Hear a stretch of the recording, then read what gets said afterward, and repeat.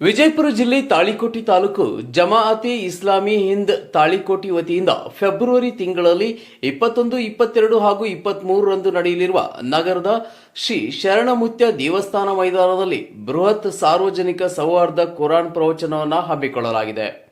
ಇದರ ಪ್ರಯುಕ್ತವಾಗಿ ಶ್ರೀ ವಿಠ್ಠಲ ಮಂದಿರದಲ್ಲಿ ತಮ್ಮ ಸಹಕಾರ ಸಲಹೆ ಸೂಚನೆಗಳನ್ನು ಪಡೆದುಕೊಳ್ಳುವ ನಿಟ್ಟಿನಲ್ಲಿ ಸದ್ರಿ ಪ್ರವಚನದ ಪೂರ್ವಭಾವಿ ಸಭೆಯನ್ನು ಹಮ್ಮಿಕೊಳ್ಳಲಾಗಿದೆ.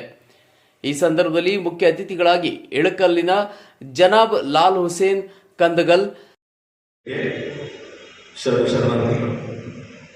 ತಾಳಿಕೋಟೆ ಜಮಾತೆ ಇಸ್ಲಾಮಿ ಹಿಂದ್ ಸಂಘಟನೆ ವತಿಯಿಂದ ಆಯೋಜಿಸಿರುವ ಫೆಬ್ರವರಿ ತಿಂಗಳಲ್ಲಿ ನಡೆದಿರತಕ್ಕಂತಹ 21, 22, 23ನೇ ದಿನಾಂಕದಂದು ಕನ್ನಡದಲ್ಲಿ ಪ್ರವಚನದ ಈ ಕಾರ್ಯಕ್ರಮದ ಪೂರ್ವಭಾವಿ ಸಭೆಯಲ್ಲಿ ಸಾಕ್ಷಿಯಾಗಿರತಕ್ಕಂಥ ಎಲ್ಲ ಪತ್ರಿಕಾ ಮಾಧ್ಯಮದವರು ಒಳಗೊಂಡು ಭಾರತೀಯ ಬೌದ್ಧ ಮಹಾಸಭಾದ ವತಿಯಿಂದ ಮತ್ತು ಕರ್ನಾಟಕ ಬೌದ್ಧ ಮಹಾಸಭಾದ ವತಿಯಿಂದ ತಮಗೆ ಸಂಪೂರ್ಣವಾಗಿ ಬೆಂಬಲವನ್ನು ಮತ್ತು ತನು ಮನ ಧನದಿಂದ ಈ ಕಾರ್ಯಕ್ರಮಕ್ಕೆ ತುಂಬು ಹೃದಯದ ಸಹಕಾರ ಮತ್ತು ಅಲ್ಲಿ ಅವಶ್ಯಕತೆ ಇದ್ದರೆ ಆ ಸಂಪೂರ್ಣವಾಗಿರ್ತಕ್ಕಂಥ ಕೆಲಸವನ್ನು ಮಾಡಲಿಕ್ಕೆ ಭಾರತೀಯ ಬೌದ್ಧ ಮಹಾಸಭಾದ ವತಿಯಿಂದ ತಯಾರಾಗ್ತಿದೆ.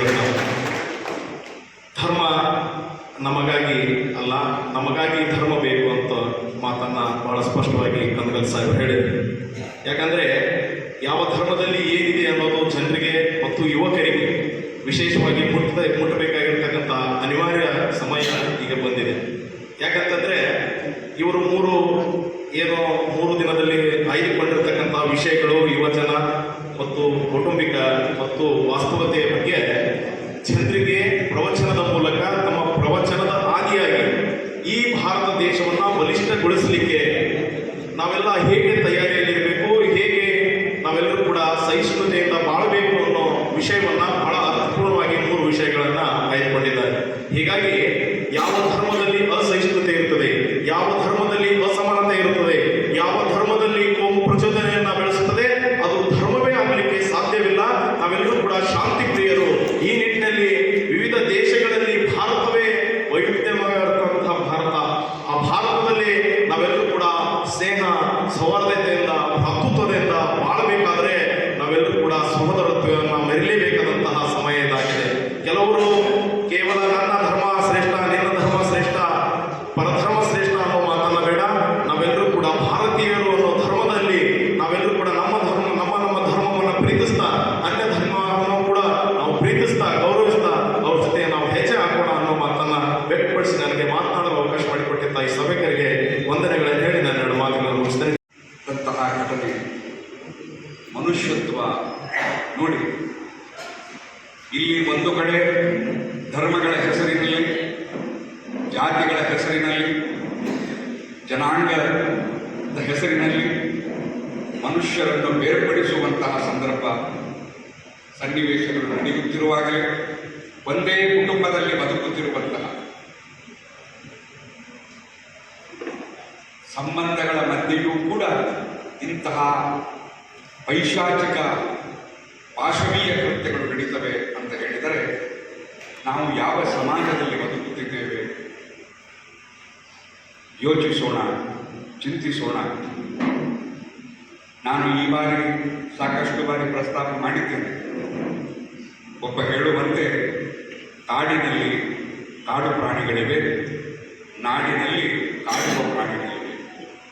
ಆ ಕಾಡುವ ಪ್ರಾಣಿಗಳಿಂದ ನಾವು ನಮ್ಮನ್ನು ರಕ್ಷಿಸಿಕೊಳ್ಳಬೇಕು ಅಂತ ಹೇಳಿದರೆ ಈ ಪ್ರವಚನಗಳ ಆಧ್ಯಾತ್ಮ ಬದುಕು, ಆಧ್ಯಾತ್ಮ ಪ್ರವಚನದ ಅಗತ್ಯ ಇದೆ. ಕುರಾನ್ ಪ್ರವಚನ ಇರಬಹುದು, ವೇದ ಉಪನಿಷತ್ತುಗಳ ಪ್ರವಚನ ಇರಬಹುದು,